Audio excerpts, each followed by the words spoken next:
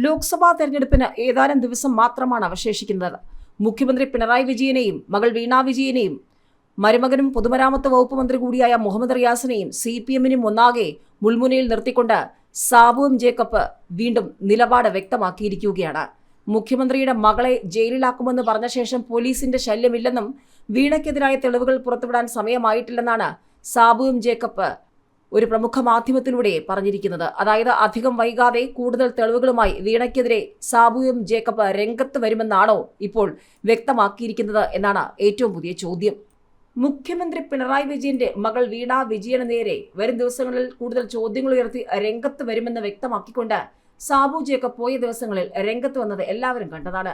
Atom bomb കയ്യിലുള്ളത് എപ്പോൾ പൊട്ടിക്കുമെന്ന് ചോദിച്ചുകൊണ്ട് പ്രതിപക്ഷവും മാധ്യമങ്ങളും സോഷ്യൽ മീഡിയയും സാബു ജേക്കബിനോട് ചോദ്യങ്ങൾ ചോദിച്ചതും കേരളം കണ്ടതാണ്. ഇപ്പോൾ ഒരു പ്രമുഖ ചാനലിലൂടെ സാബു ജേക്കബ് ചില കാര്യങ്ങൾ വെട്ടിത്തുറന്ന് പറഞ്ഞിരിക്കുന്നതും പൊതുപരിപാടികളിൽ സാബു ജേക്കബ് പറഞ്ഞ കാര്യങ്ങളുമൊക്കെ മാധ്യമങ്ങൾ ചർച്ചയാക്കുകയാണ്.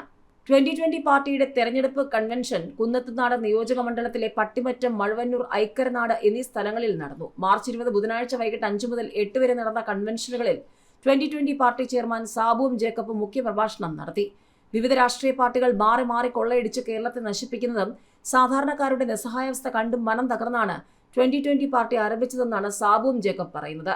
ജനങ്ങളുടെ നന്മയും നാടിന്റെ സമഗ്രമായ വികസനവും മാത്രമാണ് 2020യുടെ ഏക ലക്ഷ്യമെന്നും 2020യെ വിശ്വസിച്ച് അധികാരം ഏൽപ്പിക്കാൻ ജനങ്ങൾ തയ്യാറാകുന്ന പക്ഷം ഭക്ഷ്യസുരക്ഷയും അടിസ്ഥാന സൗകര്യങ്ങളും ഉറപ്പുവരുത്തുമെന്നും അദ്ദേഹം പ്രഖ്യാപിച്ചു.